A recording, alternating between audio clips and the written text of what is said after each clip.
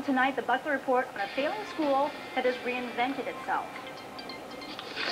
There's something going on at Siler City Elementary. What kind of animal is he? That you can't just see to believe. A mouse. He's a mouse. You have to hear A la decena to believe. posterior. A decade ago, this school was 85% Hispanic. ¿Qué hacemos, José Daniel? The other families were fleeing, and the Spanish-speaking kids were floundering in the English-only curriculum. Ants. What do you hear at the end of the word? Ants.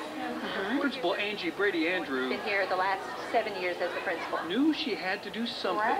The model that we were using for working with our English language learners was one of the least effective models. Okay, chicos, vamos a cambiar. They did some digging and discovered that instead of English only, a dual language program where all the kids spent half their day being instructed in Spanish Dos, and the other half tres, in English 2, 3. produced incredible results. And Nicholas is 5. Oh, yeah, absolutely.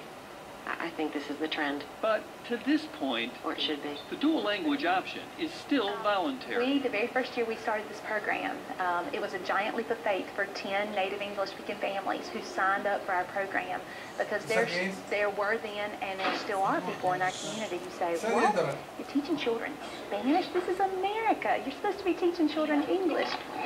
But it turns out teaching in two languages sharpens all the minds. Mis amigos. We're seeing larger number of children being identified for our academically and intellectually gifted program. Because their brains are working and like constantly trying to learn the two languages. Rosemary McCloskey's kids They think this is the norm. I think they only found out later that there was an option not to learn another language, but for them that was just how you go to school. although it's not a magnet school, they're finding the dual language program is quite an attraction, including bringing many of the families who'd fled back. We have some that are from out of Chatham County who are paying tuition to Chatham County schools for their children to attend. Even with that tremendous transition, this school had a problem.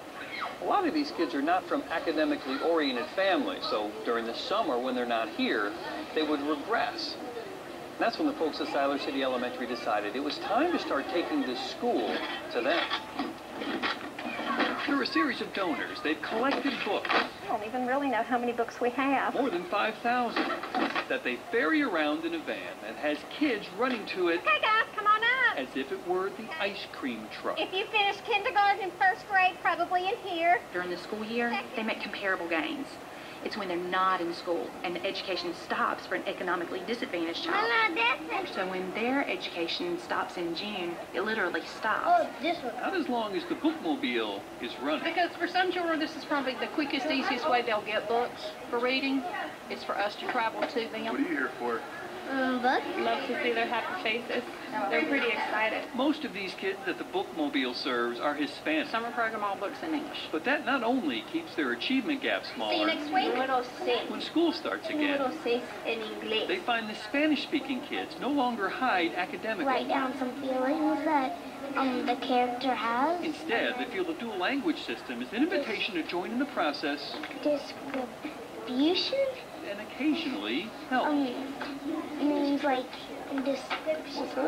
description. I think they can embrace their native language, and they can feel empowered to sort of say, I have something to give and to share and to teach. Y su papel. That's more than just educational doublespeak Go ahead and start. from a school that may have just hit on the next big A better thing. thing to do. I'd say it's the best kept secret in Chatham County. Bob Buckley, Yeah, I mean, I don't think I'm the only one saying that anymore, but Fox 8 News.